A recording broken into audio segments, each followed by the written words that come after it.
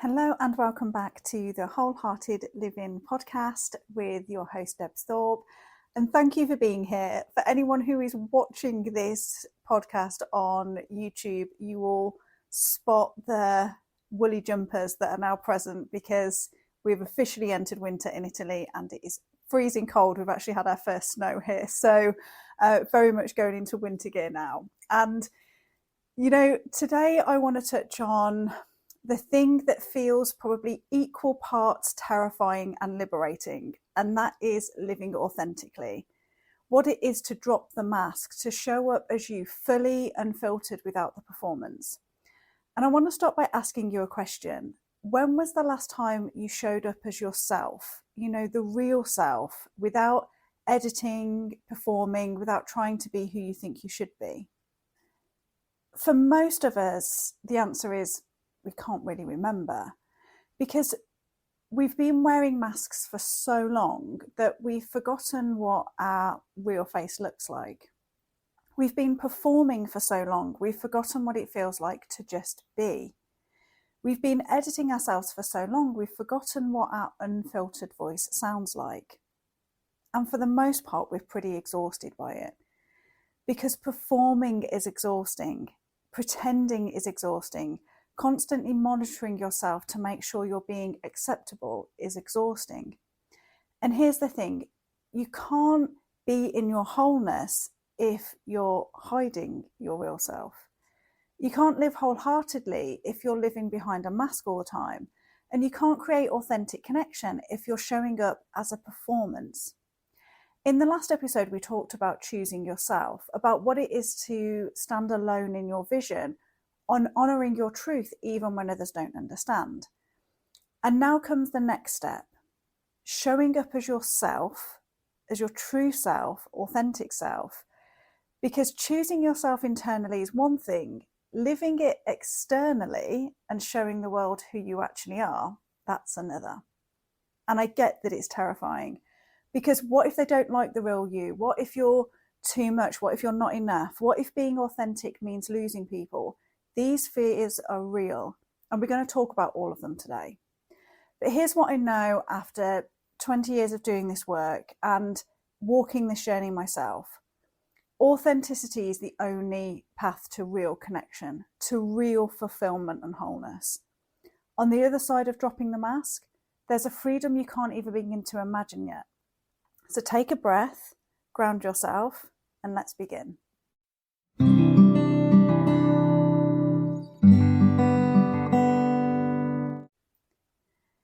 Before we talk about how to be authentic, we need to talk about why it's so freaking hard. Because here's the paradox. We crave authenticity. We want to be seen for who we truly are. We want to be known for our true selves. We want real connection. And yet we do everything we can to avoid it. We wear masks, we perform, we edit ourselves, we hide the parts we think aren't acceptable. Why? Why do we long for authenticity and yet spend so much time and energy avoiding it? Because authenticity feels like a threat to survival. Here's the truth. Authenticity is vulnerable. When you show up as your real self, unedited, unfiltered, without the performance, you're exposing yourself. You're showing people the parts you've been hiding, the messy parts, the imperfect parts, the parts you're not sure are acceptable. And that feels dangerous. Because what if they don't like the real you? What if you are too much? What if you are not enough? What if being authentic means losing people? What if being real means being rejected? Your nervous system reads authenticity as a threat, because for most of your life, being real wasn't safe. You learned that certain parts of you weren't acceptable, that expressing your real feelings maybe got you in trouble, that showing your needs made you a burden, so you learned to hide, to perform, to wear a mask. And your nervous system remembers. The mask kept you safe. Authenticity put you at risk. Let's be honest for a moment about what authenticity can cost. Rejection. When you stop performing, some people won't like the real you. Judgment. When you show your humanity, some people will criticize you for it. Loss. When you drop the mask, some relationships will fall away. Discomfort. When you speak your truth, some people will be uncomfortable. Uncertainty. When you stop being who everyone expects you to be, you don't know what will happen next. These costs are real and your nervous system knows it, which is why, even though you crave authenticity, you avoid it, because the mask has kept you safe.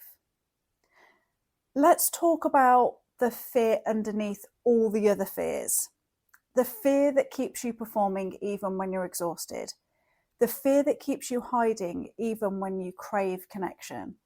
The fear that if you drop the mask, the real you, the unedited, unpolished, imperfect you, won't be enough. That you won't be lovable without the performance. That you won't be successful without the mask. That you won't be worthy without the doing. This is the core wound, and it's a lie. The mask didn't make you enough. You were already enough. The mask was protection, not proof of worth. You put it on because you learned that parts of you weren't acceptable, but that doesn't mean you weren't enough. Maybe it means the people around you couldn't hold all of you, and that's not your fault. That's not evidence that you're not enough. Dropping the mask doesn't make you less. It reveals the wholeness that was always there. You are enough. You always have been. The mask just made you forget. Here's what we don't talk about enough. The masks that you wear, they've worked. The I've got it all together mask, it helped you build your career. The I don't need anything mask, it made you the strong one everyone could rely on. The I'm always positive mask, it made you likeable and easy to be around.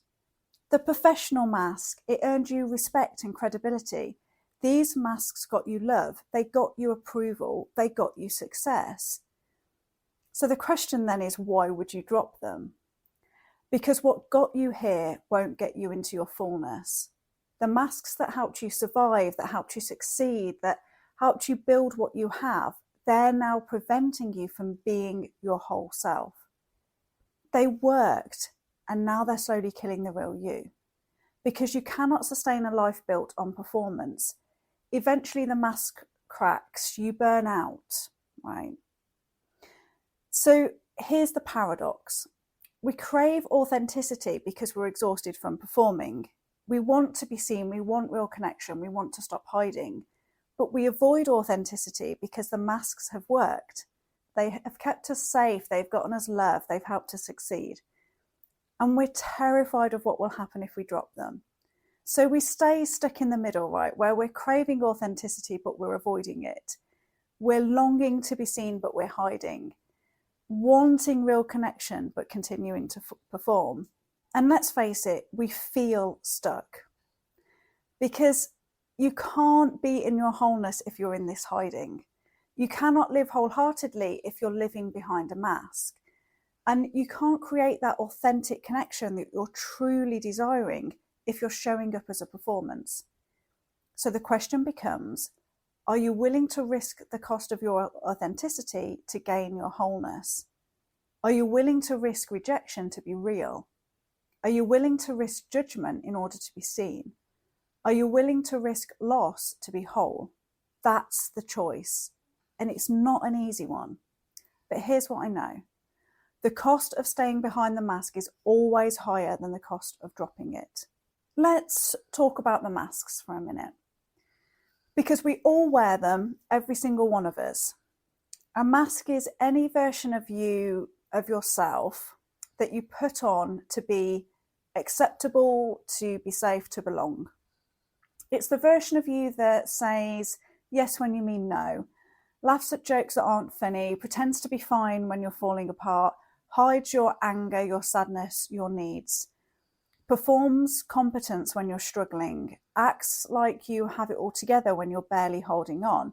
The mask is the performance, the edited version. What you've decided is the acceptable you. And here's the thing. You didn't put the mask on because you're fake. You put it on because you learned it wasn't safe to be real. Think back to when you were a child. You showed up fully, you expressed everything, you were loud, messy, emotional, honest, unfiltered. You were authentically you. And then something happened. Maybe you expressed anger and you were told, good girls don't get angry. Maybe you cried and you were told, stop being so sensitive. Maybe you were excited and you were told, calm down, it's just too much. Maybe you needed help and you were told, figure it out yourself, don't be so needy. And you learned, parts of me aren't acceptable. I need to hide them. So you put on a mask. The good girl mask, the strong one, the calm and capable one, the I don't need anything mask. And those masks kept you safe.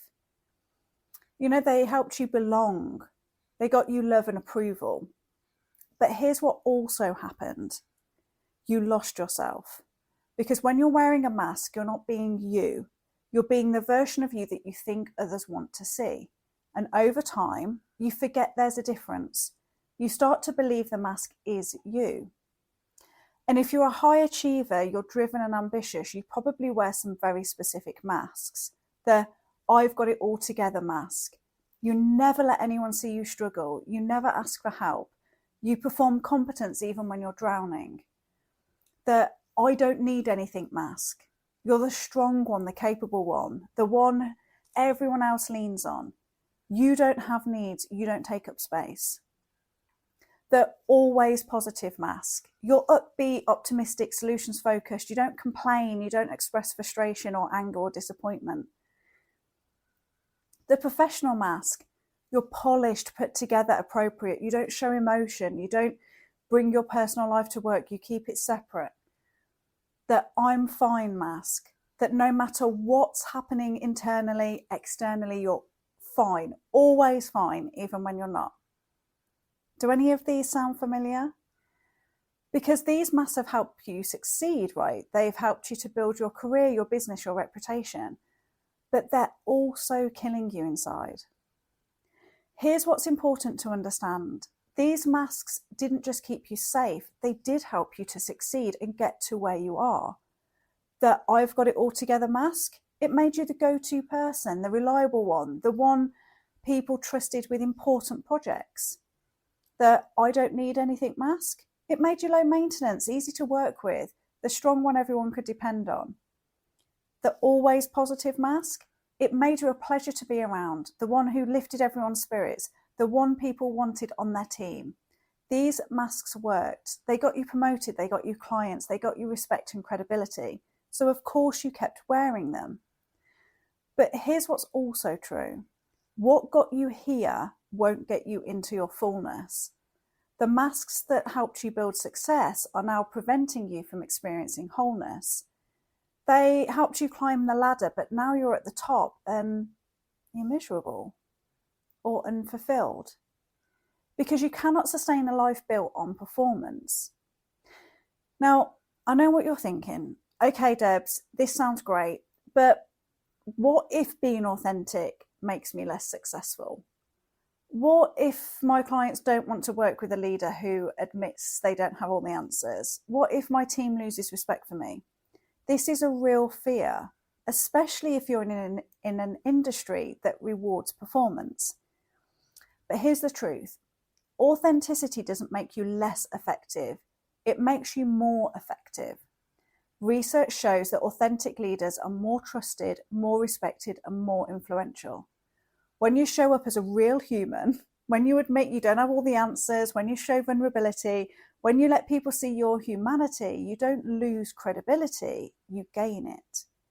Because people don't follow perfect leaders, they follow real ones. People don't trust leaders who never struggle. They trust leaders who are honest about the struggle and keep going anyway. People don't connect with the polished performance. They connect with the person underneath. Authenticity is not unprofessionalism, it's integrity. It's not oversharing or dumping on your team. It's about being honest about what you know and what you don't. It's not performing vulnerability for connection. It's showing up as a whole human who happens to be leading. And Here's what I've observed. The leaders who drop the mask, they become more magnetic, not less. The business owners who show up authentically, they attract better clients, not fewer. The high achievers who stop performing, they create more sustainable success, not less.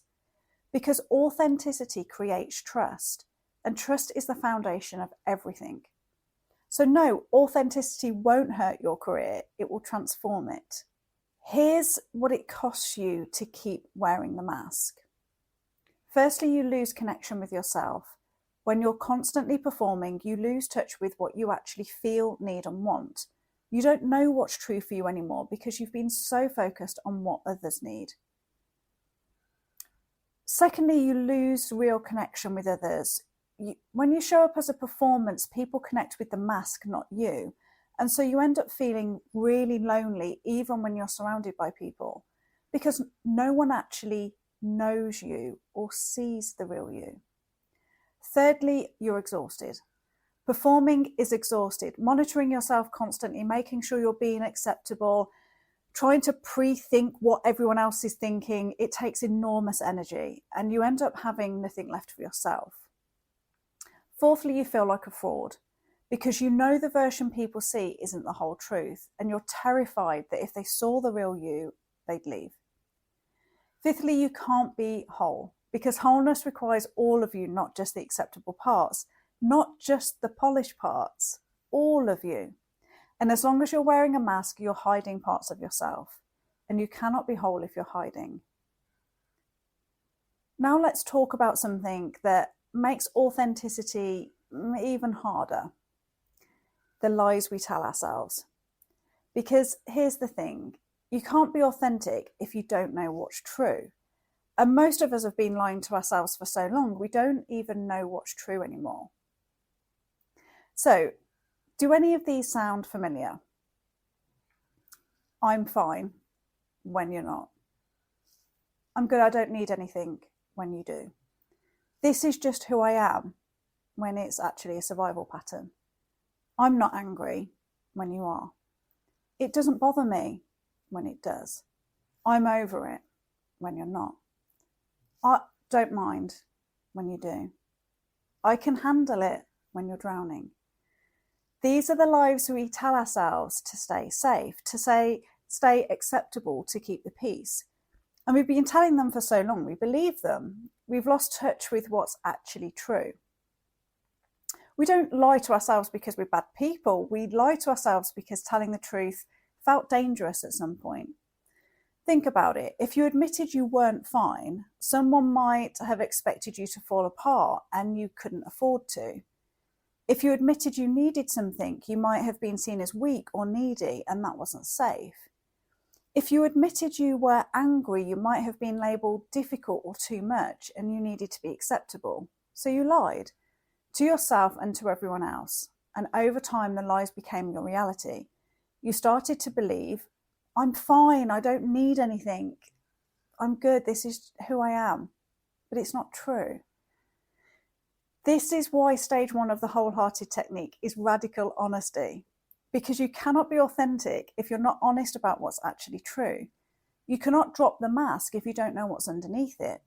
You cannot show up as your real self if you don't know who your real self is. And you can't know who you are if you've been lying to yourself. So hopefully you see throughout this series that the first step is always radical honesty. This is about getting honest with what you actually feel, not what you think you should feel. What you actually need, not what you think you should need. What's actually true for you, not what you've been telling yourself. And this is hard because when you start telling yourself the truth, you realize how much you've been lying, and that can be devastating. So if I've been lying to myself, how do I actually know who I really am? And here's the answer. You don't, not at first. Finding your authentic self is a journey, not a destination. You don't just wake up one day and suddenly know, this is who I am. This is it. You discover it slowly over time. You peel back the lies one by one. You notice the masks one by one. You reconnect with the parts of yourself you've been hiding one by one. And slowly you start to remember who you are beneath all the performance. I need to acknowledge something here that often gets overlooked when we talk about authenticity: the grief.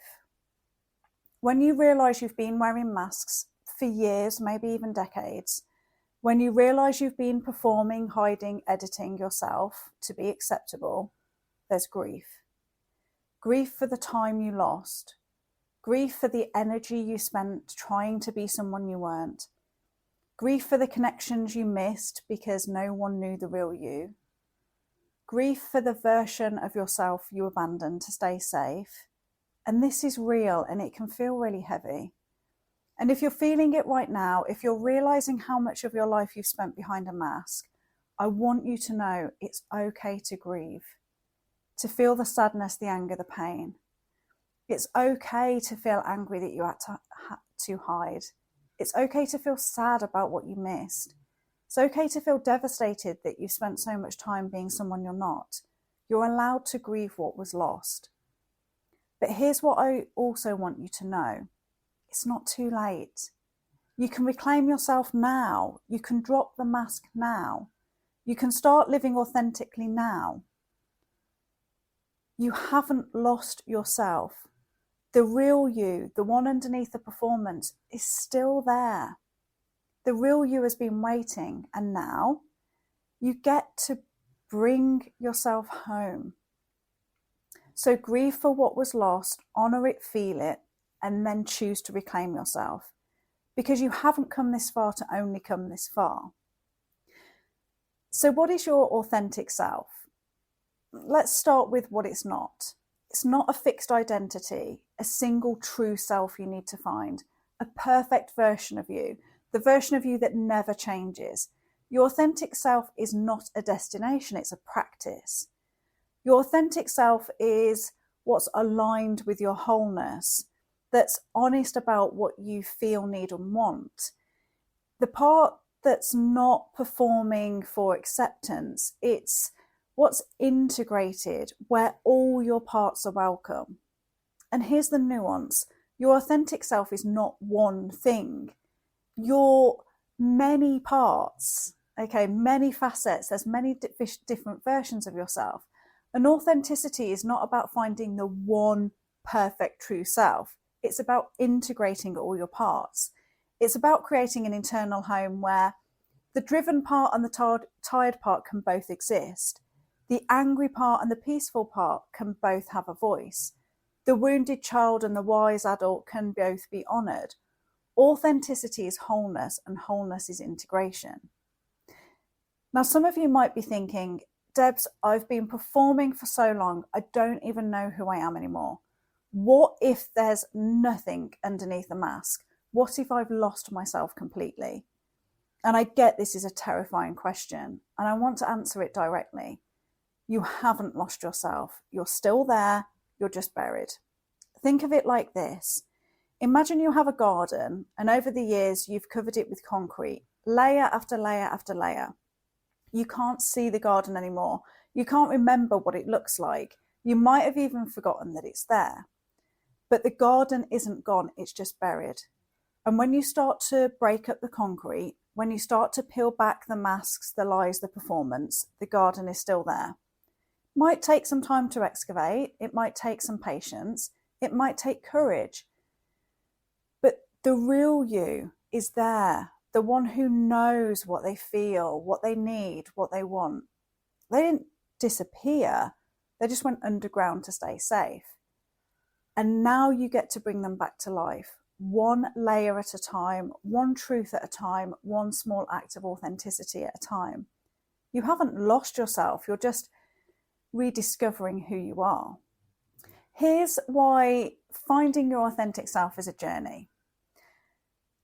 You know, you've been conditioned for years, maybe decades. You didn't put on that mask yesterday. You've been wearing it for years. So it takes time to peel it back, to see what's underneath, to remember who you are. You know, your authentic self is dynamic, not static. So you're not trying to find a fixed version of yourself. You're evolving, growing, becoming. Your authentic self today might look different from your authentic self 5 years from now, and that's okay. Authenticity requires ongoing honesty. You don't just get honest once and then you're done. You have to keep checking in. What's true for me right now? What do I actually feel? What do I actually need? Authenticity is a practice, not a destination. Now let's talk about something that's really nuanced that comes up a lot with client work. Knowing when to choose which part of you shows up. Because here's where people get confused. If authenticity means being yourself, does that mean you show up in the same way in every context? Do you bring the same energy to a board meeting that you bring to your best friend's living room? Do you express the same emotions with your team that you express with your partner? No. That doesn't make you, and that doesn't make you inauthentic. It makes you discerning. As you will have been learning throughout this series, you are many parts, many facets. There's many versions of yourself.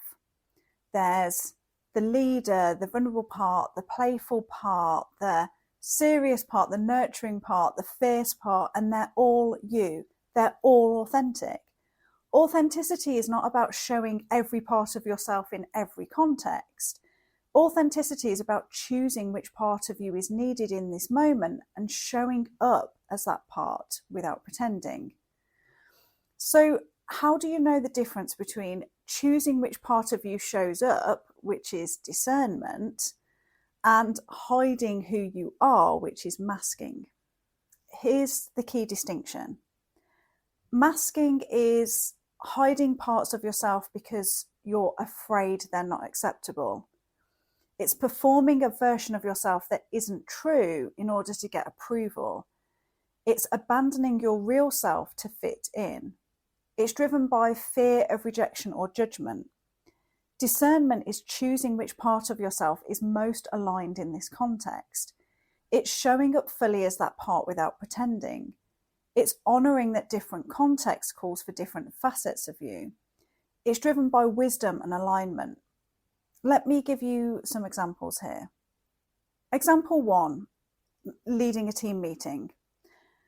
Masking would be you performing confidence and hiding the fact that you're struggling.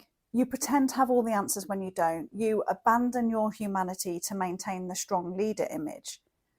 The discernment in that situation is you showing up as the leader part of you.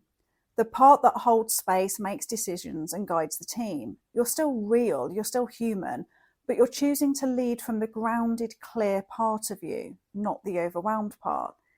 That's not a mask, that's discernment. Here's another example, like being with your partner. The masking might be you performing fine when you're actually hurting. You hide your vulnerability because you're afraid of being a burden. Using discernment means you show up as the vulnerable part of you, the part that needs some support, that's honest about how you're struggling and that asks for help. You're choosing to be soft, open and real. That's not a mask, that's discernment. Here's another example, setting a boundary with a client, for example. Masking is when you say yes when you mean no because you're afraid of disappointing them. You perform agreeableness in order to be liked. Approaching this with discernment is you showing up as the boundaried part of you, the part that knows what's aligned and what's not, and can say no with clarity and compassion. You're choosing to honour your limits, and that's not a mask, that's discernment. So, how do you know which part of you to show up as in any given moment? Ask yourself, number 1, what does this moment need? Does it need the leader, the nurturer, the protector, the vulnerable one? Different moments call for different parts of you. Secondly, which part of me is most aligned right now? Not which part will make people comfortable, not which part will get approval, not which part is what you normally do in this situation, but what part is most true and most aligned. Thirdly, am I hiding or choosing? If you're hiding a part of yourself because you're afraid it's not acceptable, that's masking. If you're choosing to lead with a particular part because it's what's needed, that's discernment. Fourthly, am I abandoning myself or honouring the context? If you're abandoning your truth, your needs, your feelings, that's masking. If you're honouring that different contexts call for different expressions of yourself, that's discernment. Here's what's important to understand. All of your parts are authentic. The leader is authentic, the vulnerable one is authentic, the fierce protector is authentic, the playful one's authentic. You don't have to show all of them all the time. You just have to show up as the part that's most aligned in this moment, and show up as that part fully without pretending. That's authenticity with discernment. Now, here's another layer of nuance. Something that often confuses people when we're talking about authenticity and dropping the mask. What's the difference between wearing a mask and leaning into the future version of you? Because here's where it can get a little bit tricky. Sometimes becoming who you're meant to be requires you to show up as a version of yourself that doesn't feel fully true yet. You step into the role before you feel ready. You speak with authority before you feel confident. You set boundaries before it feels natural. You show up as the leader, the visionary, the person you're becoming, even when it feels a little bit strange and a little bit untrue, a little bit like you're pretending. So how is that different from wearing a mask? This is important, right? Because if you get this wrong, you'll either stay stuck in old patterns because you think growth means being fake, or you'll keep performing and calling it becoming. So let me break down the difference. The key distinction between masks and becoming is that a mask is hiding who you are to be acceptable. It's performing a version of yourself that isn't true to get approval. It's abandoning your real self to fit in. It's editing, suppressing, shrinking. A mask moves you away from your true self. Becoming is stepping into who you're meant to be before it feels comfortable. It's embodying the future version of yourself, even when it feels unfamiliar. It's growing into your wholeness, not away from it. It's expanding, expressing, claiming space. Becoming moves you toward your true self. Here's how to know whether you're wearing a mask or becoming. Ask yourself, is this moving me towards my wholeness or away from it? Wearing a mask often feels like contraction, hiding. I have to be this way or they won't accept me. Exhaustion, abandoning yourself. Becoming feels like expansion, even if it's uncomfortable. Revealing, this is who I'm meant to be, even if it's unfamiliar. It's energizing, even if it's scary. It's reclaiming yourself. Let me give you some examples to ground this. So, setting boundaries. The mask version would be you saying yes when you mean no, because you're afraid of disappointing people. You're performing agreeableness in order to be liked. Coming from that becoming place, you say no even though it feels uncomfortable and unfamiliar. You're not used to setting boundaries yet, but you know it's aligned with your wholeness. It feels strange, but it's moving you towards your true self, not away from it. That's not a mask, that's becoming. Second example, speaking with authority. So the masked you would be performing confidence to hide your insecurity. You pretend to know more than you do. You're trying to be someone you're not to impress people. When you're becoming, you speak with authority even though you don't feel fully confident yet. You're stepping into your power before it feels natural. You're claiming space for your voice even though it feels vulnerable. That's not a mask, that's becoming. Another example, showing up as a leader. The mask is you're performing the strong leader role by hiding your struggles, pretending you have it all together and never showing vulnerability. You're abandoning your humanity to fit that image. The becoming version of you is stepping into leadership even though it feels unfamiliar. You're learning to hold space, make decisions and guide others even when you don't feel fully ready, but you're still being real. You're still showing your humanity. You're just growing into a bigger version of yourself. And that's not a mask, that's becoming. Here's what's important to understand. Becoming always feels a little bit uncomfortable at first. When you step into the future version of yourself, when you step into the wholeness of yourself, when you set boundaries for the first time, when you speak with authority for the first time, when you claim the space for the first time, it doesn't feel natural yet. It feels strange and familiar, like you're trying on clothes that don't quite fit. And your brain will say, this isn't me, I'm pretending. But here's the truth. You're not pretending, you're growing. You're stepping into a version of yourself that's always been there, waiting. You're just not used to it yet. Think about it like this. When you learn a new language, it feels awkward at first. You stumble over words, you feel self-conscious, it doesn't feel natural. You don't have the muscle memory for those expressions. But you're not pretending or being fake, you're learning. When you start a new exercise routine, your body feels uncomfortable, the movements feel foreign, you feel sore, it doesn't feel easy. But you're not being fake, you're building strength. Becoming is the same as this. When you step into the future version of yourself, it feels uncomfortable because you're growing into something new. But discomfort doesn't mean it's not authentic. Discomfort just means it's unfamiliar. You've probably heard the phrase, fake it until you make it, right? And I just want to reframe that. Because fake it implies you're being inauthentic, right? That you're pretending to be something you're not. But that's not what's happening when you're becoming. You're not faking, you're embodying. You're not pretending to be someone else, you're stepping into who you actually are. The version of you that's been buried under the survival patterns, conditioning and fear. So instead of fake it till you make it, I say embody it before it feels true. Step into it before it feels comfortable. Claim it before it feels natural. Because the future version of you, the one who sets boundaries, who speaks with authority, who takes up space, who lives authentically, that version is already you. You're just not used to being that version yet. And the only way to start becoming that is to start showing up as that version, even when it feels uncomfortable, even when it feels unfamiliar, even when your brain says, this isn't me, it is you, you're just growing into it. Let me tell you about a time I had to embody a version of myself before it felt true. A couple of years ago, I did one of those ancestry DNA tests, and I was hoping really, to find some Mediterranean roots in my heritage.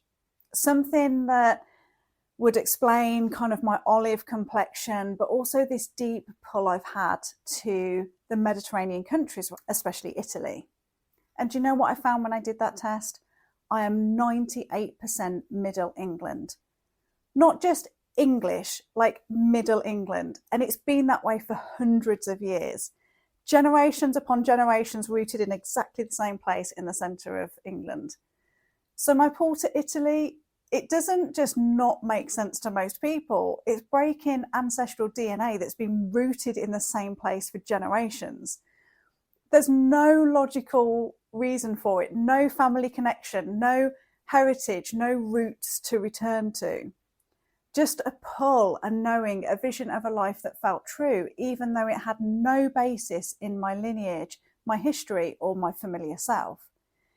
When I first started visioning Italy, when I first started imagining myself living here, speaking Italian, integrating into this culture, it felt completely unfamiliar.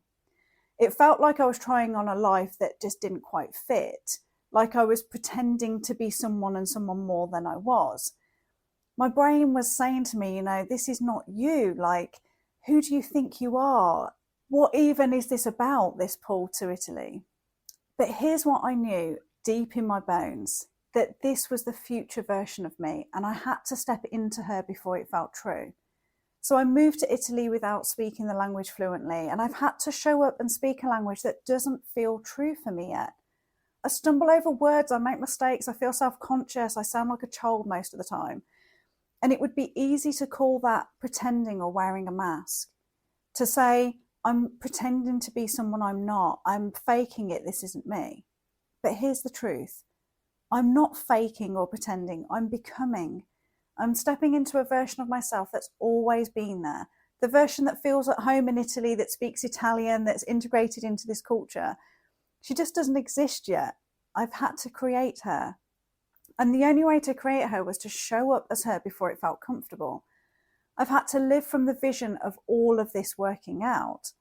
I've had to draw upon the confidence of that vision, the knowing that this is right, even when it doesn't make logical sense.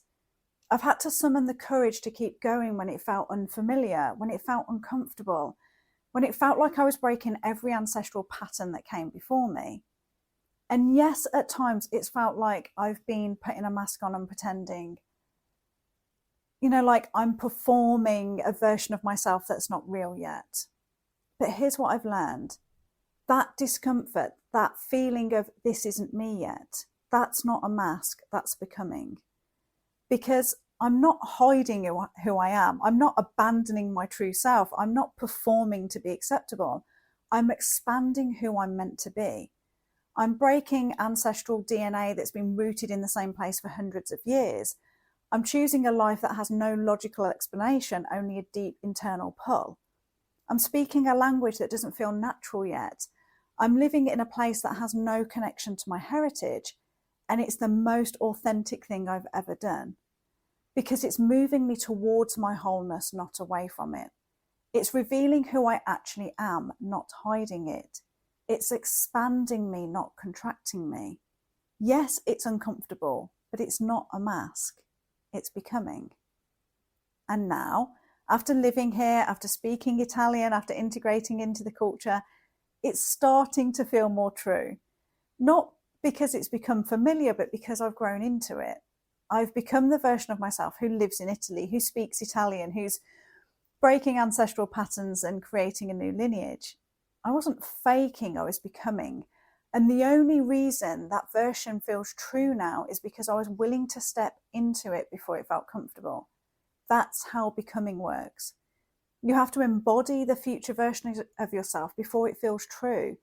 You have to speak the language before it feels natural. You have to live the vision before it feels real. You have to draw upon the confidence and courage of who you're becoming, even if it feels like you're pretending at times. Because it's not a mask and it's not pretending, it's growth.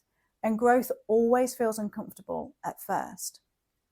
So if you're standing on the edge of something that feels unfamiliar, if you're being pulled toward a vision that doesn't make logical sense, that breaks patterns, that requires you to become someone you're not yet, I want you to know, you're not faking, you're not pretending, you're becoming.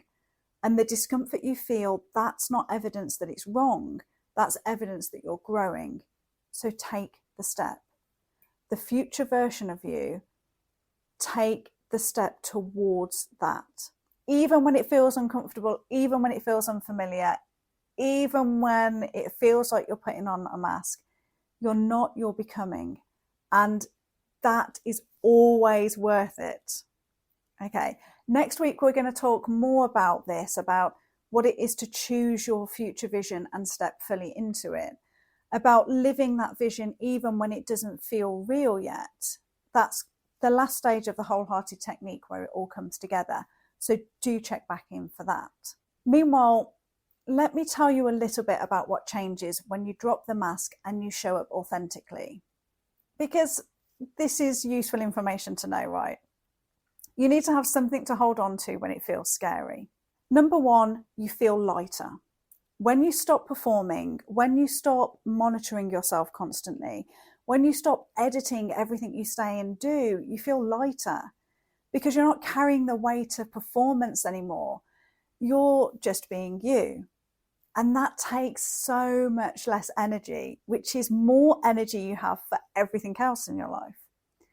Number two, you attract your real people. When you show up authentically, the people who were only connected to your mask fall away and your real people show up. The people who see you, the real you, and say, yes, this, you. The people who you don't need to perform around, who don't need you to be polished or perfect. The people who love you for who you actually are. And that kind of connection, it's everything. Number three, you stop feeling like a fraud. When the internal and the external match, When who you are in private matches who you are in public, you stop feeling like a fraud because you're not hiding anymore. You're not pretending. You're just being you. And there's integrity in that, a wholeness. Number 4, you have more energy. Yeah, we've spoken a lot about this, about performing being exhausting. Authenticity is energizing. When you drop the mask, you have so much more energy. Energy for your work, for your relationships, for yourself, because you're not depleting yourself trying to be acceptable. Number 5, you model permission. When you show up authentically, when you let people see your humanity, your struggles, your real self, you give everyone around you permission to do the same. Your children see a parent who's real, not perfect. Your team sees a leader who's human, not a performance. Your community sees someone who's brave enough to be themselves, and that changes everything. But here's what I also want you to know. Being the first to drop the mask, it can feel lonely. If you're a leader, a visionary, a high achiever, you're often the first to do things. And when you start being authentic in a world that's still performing, you might feel alone. You might look around and think, am I the only one being real here? Is everyone else still wearing the masks? Does this make me weak? Does this make me totally different? It makes you brave. And here's what happens. When you drop the mask, you give permission to others to do the same. At first, it might just be you standing there vulnerable, real, unedited, but then someone else takes off their mask, and then another, and you won't be alone for long. Because authenticity is contagious. We're drawn to it, right? When people see you being real, they remember, oh, I'm allowed to be real too. Oh, thank goodness for that. When people see you showing your humanity, they think, oh, I don't have to be perfect. When people see you choosing wholeness over performance, they realize, oh, that's possible for me too. So yes, you might be the first, and yes, that might be lonely. But you're not just dropping the mask for yourself, you're dropping it for everyone who's been waiting for permission. And that's leadership. Number 6, you feel at home in yourself again. You know, this is a big one. When you drop the mask, when you stop performing, you show up as your real self and you feel more at home in yourself. You're not constantly monitoring, overthinking, editing, wondering if what you're doing is right. You're just being you. And there's a real deep peace in that. A settledness, a sense of this is me and that's enough. That's what authenticity gives you. Before we close this episode, I want to address some of the hard questions you might be asking right now, because authenticity isn't simple, and I don't want to pretend it is. So here are some of the questions that quite often come up in this work. Question 1, what if being authentic means disappointing the people I love? This is one of the hardest parts, right? Because you're not just worried about losing people, you're worried about hurting them. Your parents, your partner, your kids, your team. What if they're disappointed when you stop being who they need you to be? Here's the truth. Disappointing people is not the same as abandoning them. When you drop the mask, some people will feel uncomfortable. Maybe some people will be disappointed and some people will resist. But that's not because you're hurting them. It's because they're used to the version of you that made them comfortable. Here's what's also true. Staying in the mask actually hurts people more. Because when you're performing, they don't get the real you, they get the edited version, the performance, and that's not real connection. That's not real love. The people who truly love you, they want the real you, not the performance. And yes, there will be an adjustment period. Yes, they might be uncomfortable at first. But if they love you, the real you, they'll adjust. And if they don't, then they were never really with you. They were with the mask. Question 2, how do I know if I'm being authentic or just being selfish? High achievers struggle with this one a lot. The likelihood is you've been conditioned to put others first. So when you start choosing yourself, you question, am I doing this right or am I just being selfish? Here's the difference. Authenticity is honouring your truth whilst honouring others. It's setting boundaries with compassion. It's choosing yourself without abandoning others. It's about being honest about your needs while respecting theirs. Selfishness is prioritising yourself at the expense of everyone else. It's setting boundaries with cruelty, with harshness. It's choosing yourself by abandoning everyone else. It's demanding your needs be met while ignoring theirs. Here's the litmus test. Ask yourself, is this moving me toward wholeness or away from it? Is this aligned with my integrity?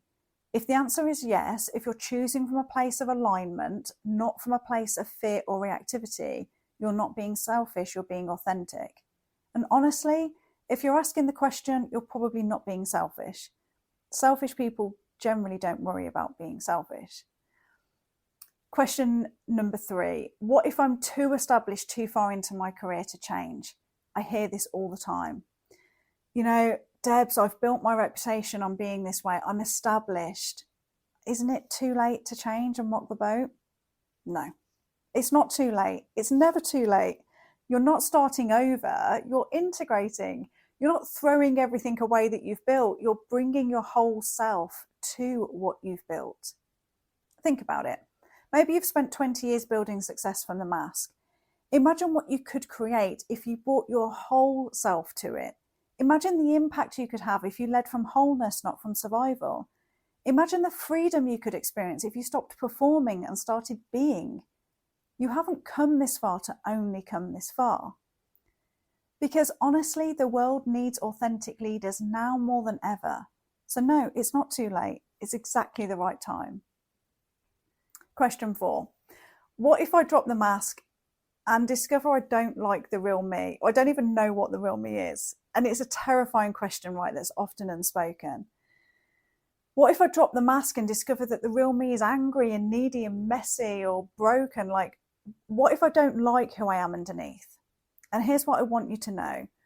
The parts you're afraid of are not the real you. They're not the sum total of you. They're survival responses. The anger's been there protecting you. The neediness, that's a part that's been starved of connection. The messiness, that's a part that's been suppressed for too long. Underneath the survival patterns, your wholeness, you are all of it. And when you meet those parts with compassion, like we've talked about, when you welcome them home instead of exiling them, they transform. The anger becomes healthy boundaries. The neediness becomes authentic connection. The messiness becomes creativity and aliveness.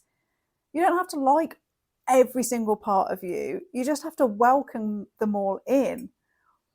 And when you do, you discover that the real you, the integrated whole you, is someone you not only like, but have deep love and respect for. So here's what I invite you to take away from this episode. You cannot be whole if you're hiding. You cannot live wholeheartedly if you're living behind a mask. And you cannot create authentic connection if you're showing up as a performance.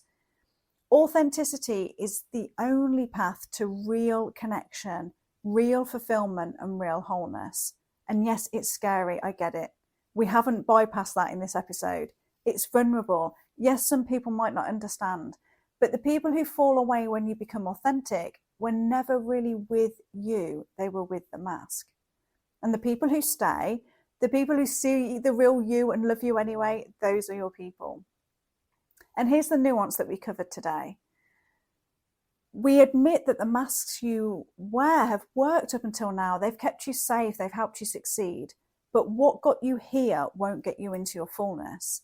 If you've been lying to yourself to stay safe, and now you need radical honesty to find your authentic self, this being a journey, not a destination.